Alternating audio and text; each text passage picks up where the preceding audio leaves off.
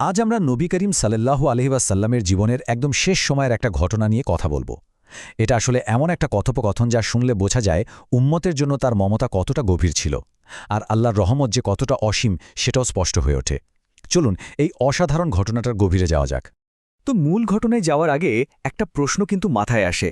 জীবনের শেষ মুহূর্তে যখন একজন মানুষ সাধারণত নিজের কথাই বেশি ভাবে, তখন আমাদের নবীজি সাল্লাল্লাহু আলাইহি ওয়াসাল্লাম তার উম্মতকে নিয়ে ঠিক কী নিয়ে চিন্তিত ছিলেন?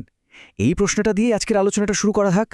ঘটনাটা হলো, যখন নবী করিম সাল্লাল্লাহু আলাইহি ওয়াসাল্লামের দুনিয়া থেকে বিদায় নেওয়ার সময়টা একদম কাছে চলে এসেছে, তখন তার সাথে হজরত জিব্রাইল আলাইহিস সালামের একটা খুবই গুরুত্বপূর্ণ কথা হয়। ওই সময়টা ছিল ভীষণ আবেগঘন, আর তার মধ্যেই কিন্তু উম্মাতের জন্য লুকিয়েছিল এক বিশেষ বার্তা। মজার ব্যাপার হল, নবীজি সাল্লাল্লাহু আলাইহি ওয়াসাল্লাম নিজেই কিন্তু এই কথা বলাটা শুরু করেছিলেন, কারণ তার মনে তার উম্মতের জন্য একটা গভীর চিন্তা কাজ করছিল, বিশেষ করে এমন একটা বিষয় নিয়ে যা আমাদের সবার জীবনেই আসবে। তিনি জিব্রাইল আলাইহিস সালামকে একটা প্রশ্ন করেন, যে প্রশ্নটা শুনলেই তার ভালোবাসার গভীরতাটা বোঝা যায়। কি ছিল সেই চিন্তা? সেটা ছিল মৃত্যু।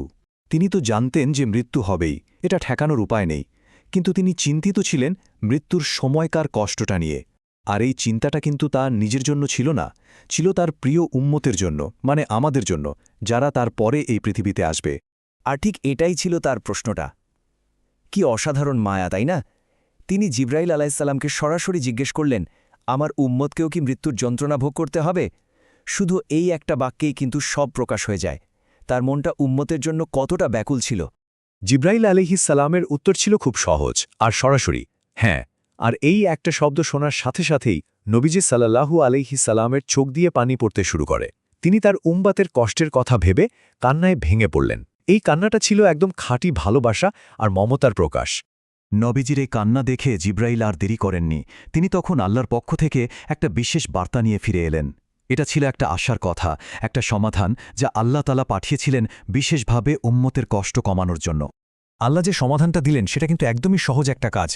বলা হলো, যদি কেউ প্রত্যেক ফরজ নামাজের পর আয়াতুল কুরসি পাঠ করে তাহলে তার মৃত্যুটা সহজ হয়ে যাবে। মানে মাত্র ৩টা ধাপ: ফরজ নামাজ শেষ করা, তারপর আয়াতুল কুরসি পড়া, আর এর পুরস্কার হিসেবে একটা সহজ মৃত্যু লাভ করা।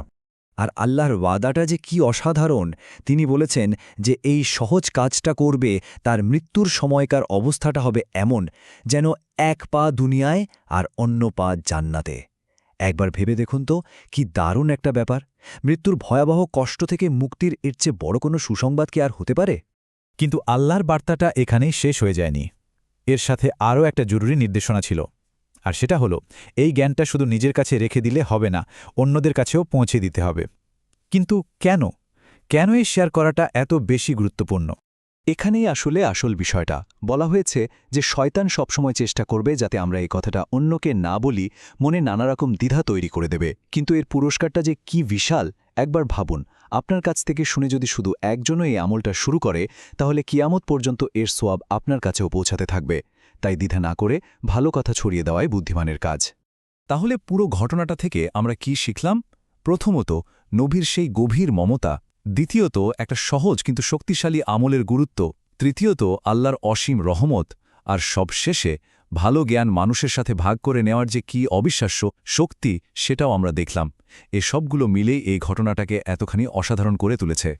সবশেষে একটা প্রশ্ন মনে রেখে দেওয়া যাক, কিভাবে এত সহজ ছোট্ট একটা বার্তা শত শত বছর ধরে এক প্রজন্ম থেকে আরেক প্রজন্মে টিকে থাকে আর মানুষের জীবনকে এভাবেই প্রভাবিত করে।